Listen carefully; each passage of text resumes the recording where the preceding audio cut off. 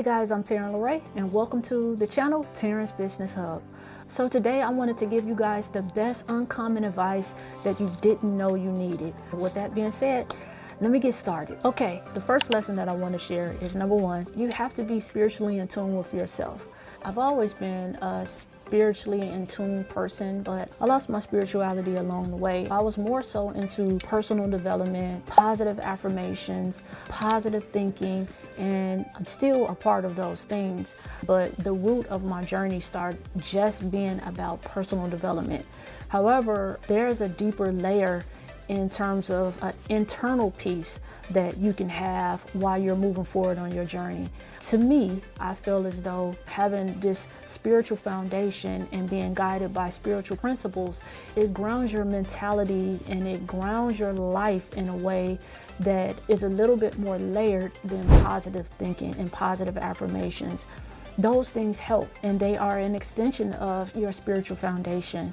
But life is extremely hard, and when you add on a business, something that brings added layers of pressures, if you're not grounded in your identity, your inner self, if you're not intuitive, if you're not in tune to that spiritual intuition that's inside of you, you can lose yourself.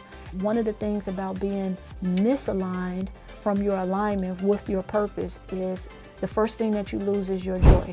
When you're in business, you need something to solidify you. You need certain principles that you can hold on to that will help you along the way, that will keep you motivated, that will keep you strong mentally. And so I definitely say add spirituality, incorporate that into your business. Taryn LaRae's Business Hub, we are a holistic business. It's not just about understanding business strategy and the operations of business, and it's not just about personal development, but it's about being in tune with yourself, being aligned with yourself at a core level so that you can have a certain inner peace and you can develop strong character traits that helps you make better informed decisions, helps you maintain your levelness as you move forward. And I talk about divine alignment. What is divine alignment in a separate video? I talk about a lot of different things in a lot of other different videos. So if you are not subscribed to the channel, I will encourage you to do so right now. Just click the subscribe button and you'll have access to all of the future videos that comes down the pipeline. So the second lesson, we hear a lot of people that's saying money doesn't matter in their messaging. Don't focus on the money. I want to say opposite of that. While you definitely want to have a purpose-driven business, you also want to be financially independent. You want money to give you financial freedom. Most times that people are saying don't focus on money, they already have it. I have yet to hear someone that does not have money that is pushing you to have a business to say don't focus on money. I understand that people are cautioning against being money hungry and being money driven, but you definitely still want to make finances a top priority. You don't want to not focus on money. You want to make sure that as you're building your business, you have your income goals in mind. You know when enough is enough. You know what you need. And if you have an expansive vision, then achieving more and acquiring more money is needed. The more money you have, the more things that you can do in this world, even in terms of vacation and helping your family, your outreach, your philanthropy. The more finances that you have, the more of an impact that you can make in this world if you put it in that perspective. And in the priority of going after business, speak it over your life. Don't be afraid to say, I want money for my business. Don't allow people to intimidate you and make you feel, oh, well, what's wrong with you because you want money for your business? No, as a man thinketh, so he becomes. You want to affirm that this is an outcome that's secured for my life. You want to affirm that finances are flowing into your life and into your business. So part of your affirmations should be money is coming to me. Money is coming to me easily. I will have a sweatless victory over money because money will be a slave to your business. Not money is coming so that it can enslave you and have you making bad decisions.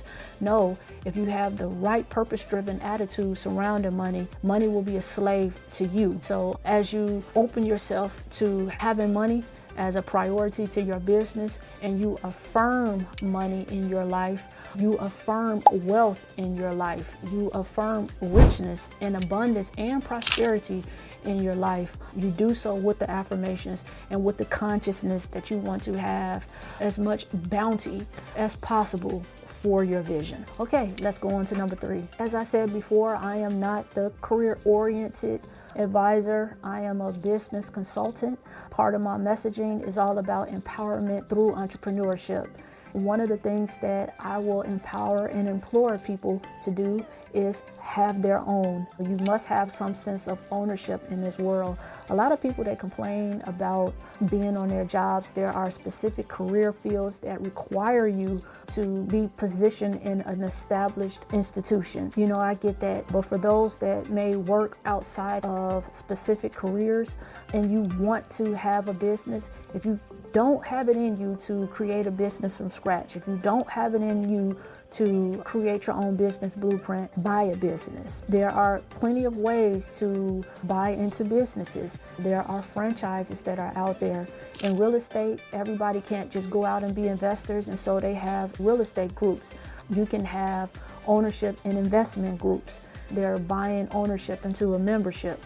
You can find ways to buy into groups, find ways to buy a business. But my advice is to have some sort of ownership in this lifetime. Okay, moving right along. You've never heard of this phrase, I'm about to say it. It's 3 things that you want to keep to yourself: your finances, your love life, and your next move. That saying, wherever it was conceptualized, wherever it came from, that is a whole vibe in itself.